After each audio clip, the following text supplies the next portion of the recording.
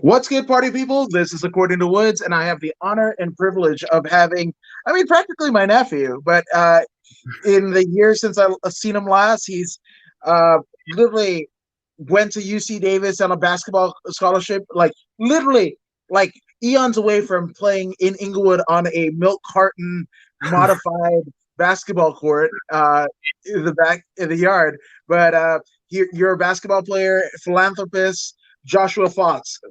Dude, Well, thank you for having me. I'm excited. It's been a long time, and essentially, basically, my uncle. So, I'd call him my uncle. But no, it's awesome. I appreciate you having me. It's been a journey since Inglewood, and it's funny because you always see these commercials of people shitting on milk cartons. I was like, well, that's literally what I grew up shooting on. So that's real life for me.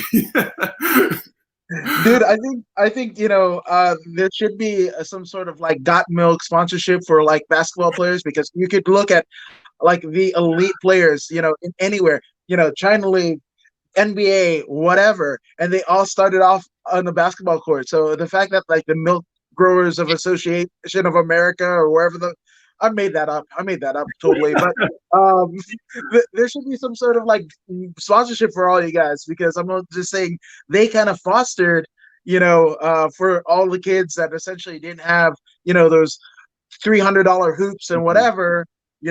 That's essentially how you guys became.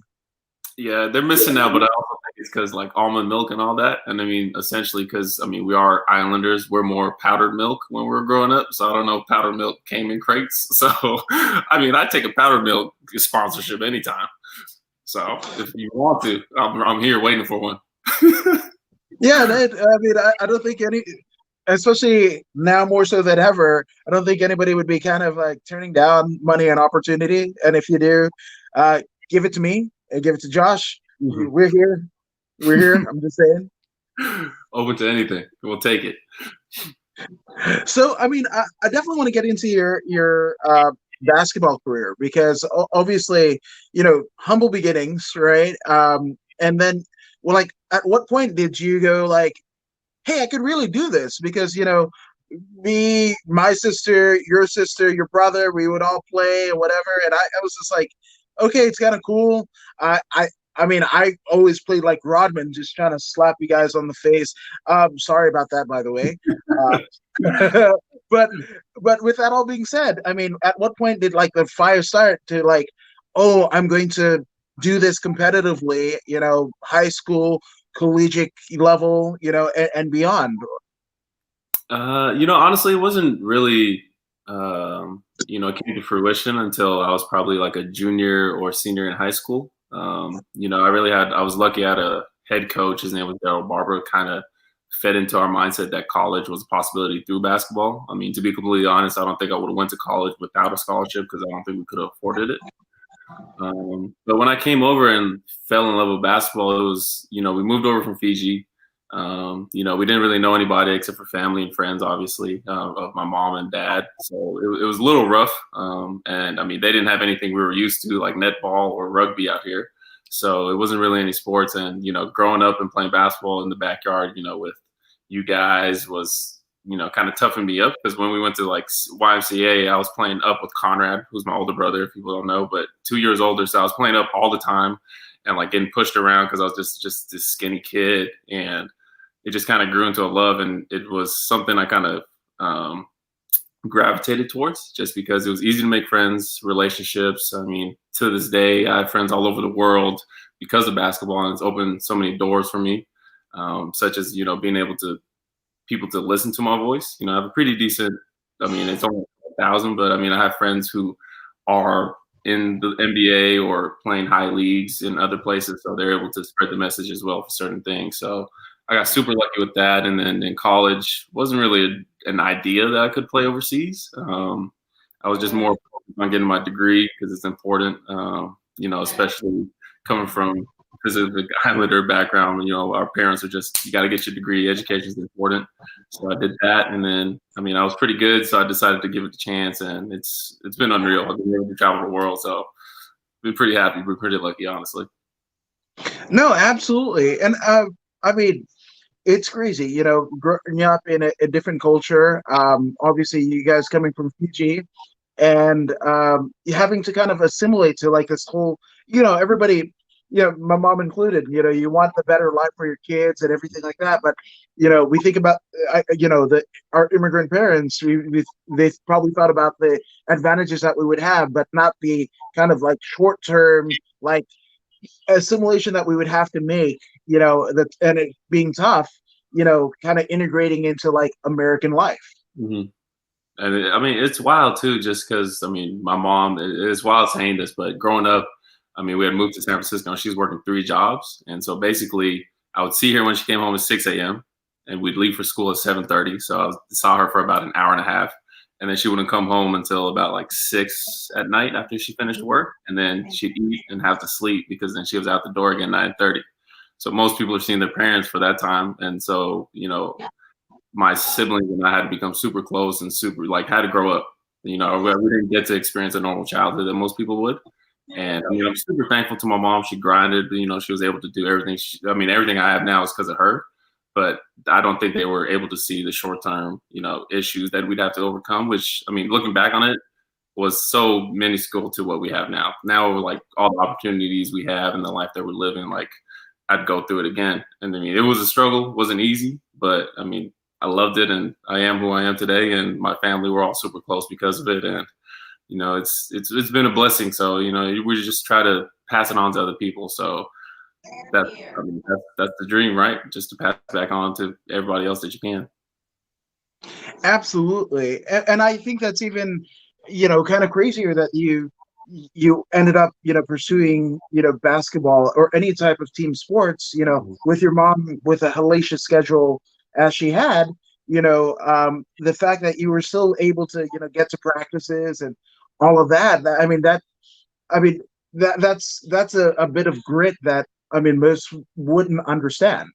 And it's just funny too because I see, and it's not to pick on anybody. Everybody has their own cross and their own issues that they go through in life. But I just laugh at such like little things that people argue about because I mean, when I go back home to Fiji and I struggle with certain things, I go home and I still realize that it's still a developing nation. Most people love Fiji. They want a honeymoon there. They want a vacation, but they only see the resort side. They literally do not see everything else. They don't see the villages. They don't see the dirt roads. They don't see the potholes. Like they just don't realize. And it's funny too when I tell people and they're like, "Oh, I thought the whole country was just special." Because I mean, no one acts different. No one's hostile to you. And I was like, that's just who Fijian people are. We're gonna show you love. We're not gonna let you know that any problems are going on, but there's a lot of things that need to be worked on back at home. So when people argue or like struggle with I mean, I'm not saying like this, but people are struggling to put on a mask, like they're trying to fight for that. It's like one little it's an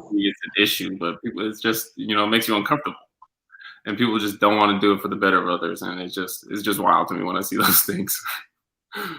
No, it is wild. It is wild. And, I even remember, growing up in Inglewood, having to tell people like because I had just a tinge of accent, even though my mom was like, she didn't want us to have, she wanted us to be complete. Like our dad was American. We were born here, me and my sister, and she just wanted us to be like, blue collar, apple pie, Americans and what have you. But like, sometimes it would slip when I'd be at school, and they're like, you sound funny. And I'm like, oh, yeah, I'm from Canada, just because people didn't know where Fiji was. So I was like, I like wrestling, Bret Hart, blah, blah, blah.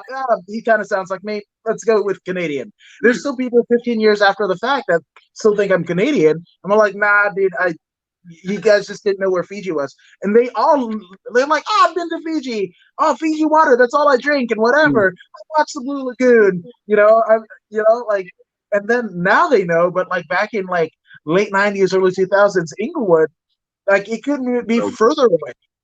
No clue. And it was funny. It's funny too because the people are like, "Are you Mexican or black?" And I'm just like, I get so tired of explaining because I'm like, I'm from Fiji. They're like the apple. I'm like, Fuji? You mean Fuji apples? I was like, no, that's not where I'm from. And then I mean now everyone knows what it is as we've gotten older and more exposure. But back then I was just like, yeah, black, yep, Mexican. Or they're like, oh, so Samoan. I'm like Fijian. So Tongan? I was like, okay. Like it's just frustrating. Yeah, yeah, I'm like close enough, and I did the same thing. Like oh, like the apple. I was like, no, that's Fuji, Japan, wrong island. I mean, it's a little bit north of us, but yeah, I can't swing the Japanese deal. Good enough. Now, obviously, you have having started like really focusing on basketball your junior senior year of high school, and then end up going to and getting a scholarship at UC Davis, right? How's that transition for you? Because I mean, that wasn't even in the mode of operation, you know, prior to those 2 last years of high school. Um, like, what was that like? It was kind of surreal, honestly. City in San Francisco when kind of we were getting there was more publicity behind our team because of how well we were doing and how well I was playing. It was kind of cool to kind of get all this notoriety, and it would kind of like fed into the idea that okay, I could possibly do this in college or professionally as well. And so when I finally did transition into college, it was honestly just cool. I mean, people struggle with moving away from home, but I was still in California. Loved the weather; it was great, and I was only about 2 hours away from home, so it wasn't too bad. But I mean, I ended up at Davis after the fact because I went to Riverside first, UC Riverside, and then I tore my ACL, and then I had to come back to a junior college here at home. Did all my rehab with this guy named John Murray, which I was super lucky to have, and he did a great job with me. And then went to UC Davis after basically being out a whole year. So I was out a whole year trying to recover and recuperate correctly, and then played basically at like 70% of my knee being able to at 100%. So I was at 70%, able to get a scholarship, lucky enough. I had other teams looking at me, like Hawaii, a couple Pac-12 schools as well, but chose UC Davis out of all the other ones because I visited them on my birthday, and I just had a great visit. No, and I mean, Davis from, the, I guess, what most people consider the Bay Area of California. I mean, that's like a hop, skip, and a jump. You can get there, within 90 minutes of a BART or Amtrak ride. Mm-hmm. It was nice and close to home, and my mom, I had 2 years already because I went to Riverside and then City, and she never got a chance to watch me play, which I mean was kind of frustrating. But she was working obviously, so being close to home kind of helped the fact of making my decision so that way my family could come and watch games and everything. And especially my mom, who even growing up didn't get to make too many games because of how busy she was. So it was nice to be able to make that decision. That's brilliant. So once at Riverside, like again, and you knew you had this kind of physical impairment. You were only playing at 70% of not just your physical capacity, but I mean your potential. Was there kind of a point, especially getting into like Davis, like that there was a moment of doubt and what have you? Did you doubt some of your abilities? Yeah, it was incredibly frustrating. I mean, when we were playing, I mean, I was playing on a really good junior college here, one of the best ones in the whole state, and just not playing to my potential frustrated me. But we were winning, so it was kind of hiding the fact. But also, there was two different spots on the court where I partially tore my ACL. I kept playing, and then I fully tore it on the different spot. So literally in games, I would like run and just like weave around those areas as I was running. And like in the back of my mind, I still had all this fear. You could see the way I would run. I'd run with a limp even when I wasn't hurting. And it was just always in the back of my mind. And I was always scared. And even when I was at Davis, I still wasn't even close to 100% yet. And the guy I was working out with, John Murray, and his coaches as well, they really got in my mind and were just like, all right, we're going to get that out of your mind. And they worked my butt off, like just through it. And it was really mentally taxing, but got through it. And I mean, it's difficult, but anyone can do it. You just have to be a mental warrior. So I think just my childhood kind of prepared me for it, and I was able to just push through it. And that's kind of crazy in terms of like the mindset of a like I just got the Malcolm Gladwell book Outliers. What makes people different. We're all for the most part essentially born the same, but what makes those like pinnacle people like get to where they are, the echelon that they end up becoming, right? And Ric Flair, right, of pro wrestling fame, he had a plane crash in like the late 70s and whatever. And then after that, he every time he would take a bump, take a slam, he'd land on like one side of his shoulder, even though like the other part had been like basically rehab for the last like 30 years. He still took that bump with his shoulder because it was just like he was neary on focusing that. And you mentioned about like that those particular spots on the floor. I mean, as big as a basketball court is, especially at the collegiate level, and you're like, like let me not go there. And it's wild too because one of it is half court and is literally in the middle of the court. So it would be like I would watch film and I'd be like, why am I just like I wouldn't think about it consciously, but my body would just like weave around it. And like the other spot is literally right near the rim. So like if you're scoring or you're playing defense, like you have to basically be in those spots. And I just would avoid them. And then I was just like, why wouldn't I do this stuff? And I was watching it. And then I started to remember like, oh, that's where I got hurt. And so literally I would just try to stand in those spots or like tell myself in games to go to those spots to try to get over it. But it was kind of a hurdle, but it was such a weird hurdle. And like talking about it, I feel silly talking about it, but it was just such a tough thing for me to get over. No, but again, that's the kind of outlier thing, right? And even with that, whether you knew it or not, that kind of like, I don't, I guess like the kind of mental block that happened, or the muscle memory, whatever you want to attribute that to, you still figured out a way to compete. You still figured a way to be productive, and I think that's amazing. Yeah, I mean, I honestly have no clue how I did it. I mean, I don't know how I did as well as I did. I mean, I won a few awards. My teams were successful, and I wasn't a hindrance to the team, so I count that as a success. That's so awesome, though. And I mean, obviously, in your playing days at UC Davis, right? So, what were some of the memories that you kind of hold dear? Obviously, Riverside, the JC was awesome, but like Davis, that's a whole different beast, right? So, what are some of your fondest memories of your playing days? Yeah, I think a few of them. One of the ones I enjoyed the most was winning the conference championship, which they hadn't done. So UC Davis is a super young Division I school. They turned Division I in '98, I believe, and so we didn't really see any success. And the previous year before I transferred in, I think they won about 8 games or 7 games, something like that. And then next year we went 25-7 or 27-5, and we won conference, and we were super successful. So that was fun.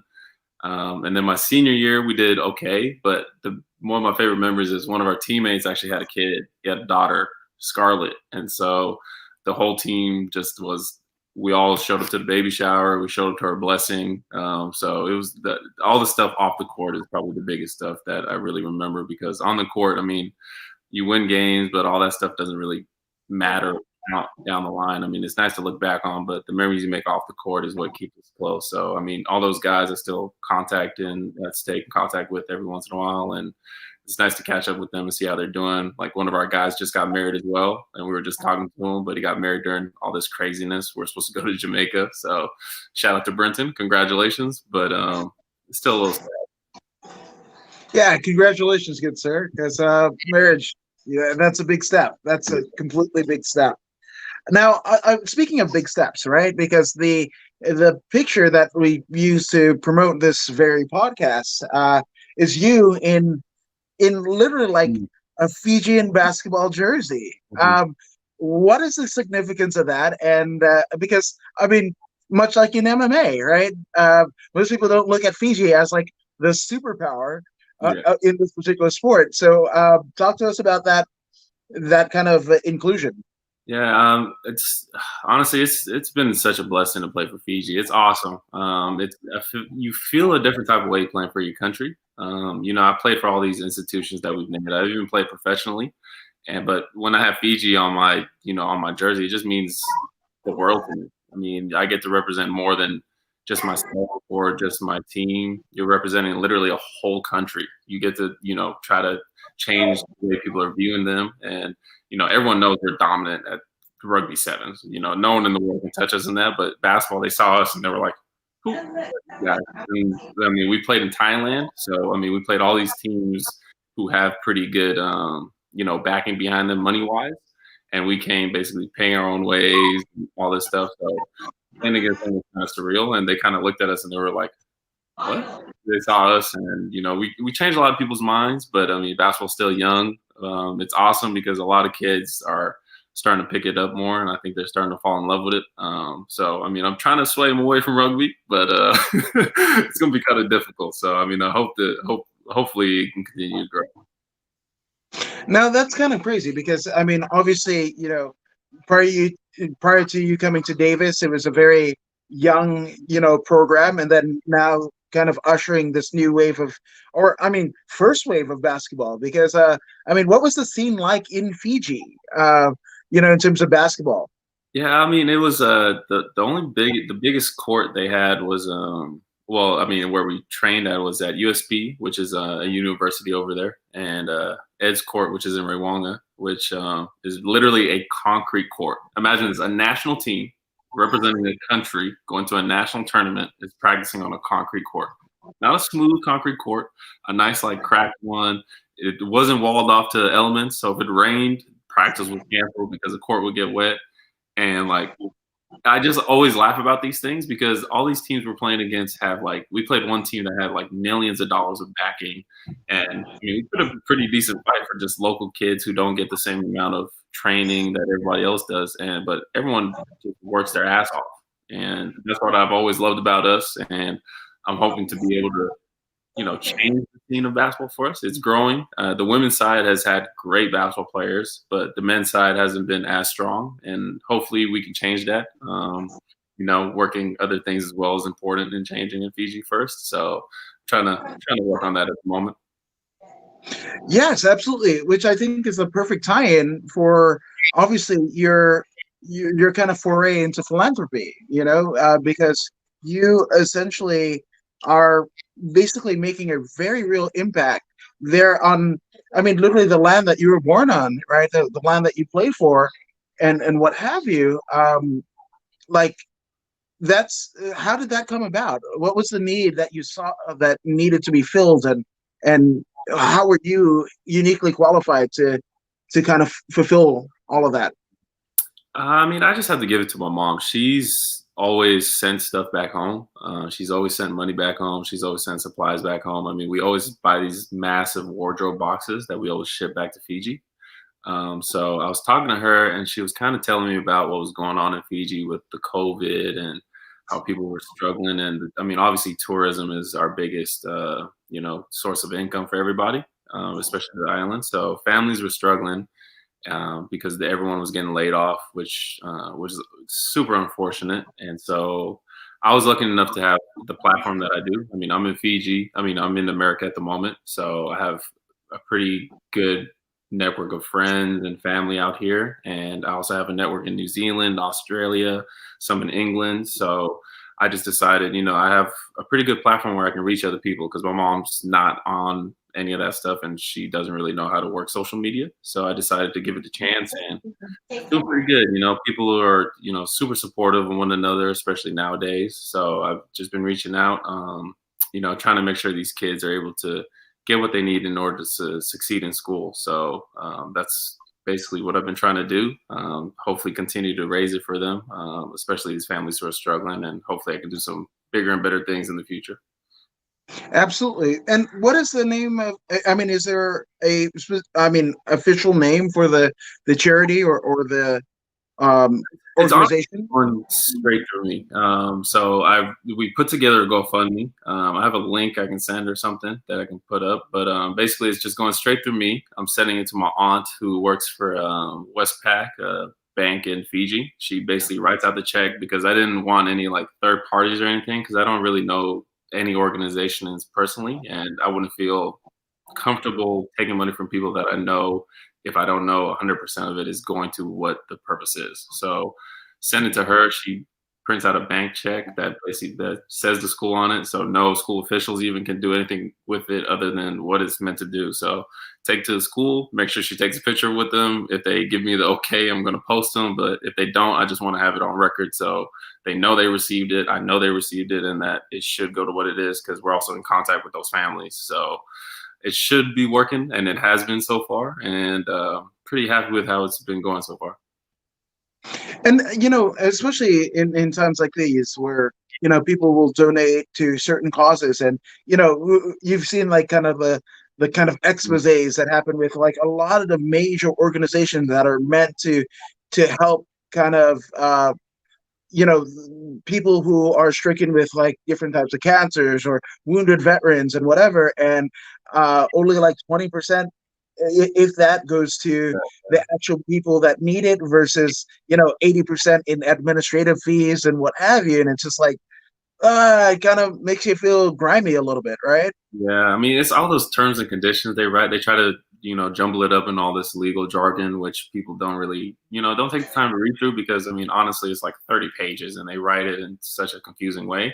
So I just kind of wanted to be straightforward. I mean, other than the fees that you get through donating through GoFundMe, everything is 100% to them, and the bank fees in which I transfer over, which is like $5, which I cover myself anyway. But none of that. I mean, I just want to be completely transparent, and I mean, because it sucks finding out that you're trying to donate to a good cause and it's going to paying someone's salary instead, or they're just buying a house. I guess I don't know, but it's frustrating, especially with all, as you said, all the exposés that have been coming out. No, absolutely. Now, how long has this kind of movement been going on? I started it. What is it now? It's gonna come up to like 14 days at the moment, so about 2 weeks. It's coming about 2 weeks. So I mean, we've raised. The goal is to raise $12,000 because I mean, a lot of people don't know, but one U.S. dollar equates to two Fijian dollars, and lunch is 250. And literally, if I get to the goal which I want to get to, then 100 kids are gonna be fed for the whole rest of the semester. They're gonna have to worry about it. Their families aren't gonna have to worry about it anymore. We're going to cover their transportation as well, which is bus fare. And so, just trying to take all that worry out of them so that way they're not sitting. I mean, we all understand how it is, like, especially when you're trying to be productive and you're starving. It's hard to focus on whatever you're trying to do when your stomach's grumbling, especially for little kids. And I mean, I've gone through it and I understand it. So I don't want, other kids to go through it, especially when I'm in such a position of, where I'm at, where I can help them. So I'm trying to. No, absolutely. And it's like, again, this kind of time in history, at least in our lifetimes, it's unprecedented, right? And it's happening the world over. But one thing that we could all do is just not to lose empathy for each other, because no matter how bad it gets to where anybody is in particular, it's always worse. And there's literally like a million people that would rather swap places with you on your worst day, and it's just like, again, the empathy about that, like, doesn't matter what your political affiliations, whatever, none of that matters, right? The matter is we're a small part of a larger community, right? And if anyone in our community is down, we should usher in to kind of pick them up and kind of convalesce them and then get them back to what they know how to do or were meant to do. Mm-hmm. And that's the thing too. I think especially now, like we sometimes lose our human connection. So kind of that empathy does a little bit lack a little bit since we're all, so far away from each other. But I mean, people still have compassion. I mean, you see it through what's happening with the Black Lives Matter movements. You're seeing what's happening with the explosion that just happened recently in what was it, Beirut, I think? Beirut. Yeah. So everyone, everyone cares. People care. They just have to see the human connection. And I think that's something that lacks sometimes through the internet. And, I'm just trying to putting a face to it, I think helps a lot more too. So I think that's what I'm trying to do at the moment, put a face to what you're trying to do and show it's making a change, and people are going to be more willing to help out. And that, that empathy is going to be there. Absolutely. Now, for those who want to find more information about what you're doing in Fiji and just to contact you, where can they do that?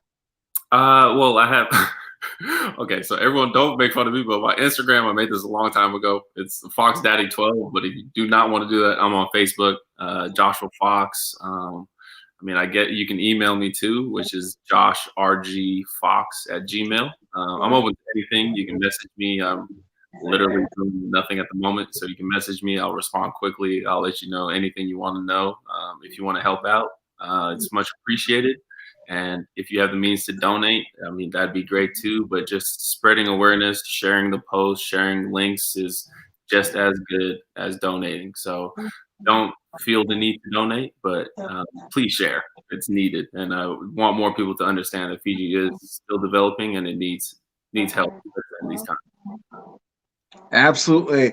And before we go, did like we got to get some shout outs out of the way. Obviously, I mean, you're, you know, an athlete, student, scholar, philanthropist, and what have you. But there's many people that have ushered this kind of Mhm. heart that you have, right? So let's get some shout outs out of the way, my man. Absolutely. Well, shout out to my mother, Elizabeth Fox. You've literally put our family through everything to get where we are today, and we owe it to you. My siblings have been great. Uh, Conrad, Joyce, Emelita, Kiara, and Sam as well. All my basketball friends. I mean, all my friends who have helped us get to this point, especially with what I'm trying to do with my fundraiser. I love you guys. I appreciate you guys. I wouldn't be here without you guys. And importantly to you as well, thank you for putting me on this podcast. Thank you so much. I owe everything to everyone because you can't get anywhere without the support of others. So I love everybody. I love you all. Thank you so much. God bless. Stay safe and stay healthy and stay sane.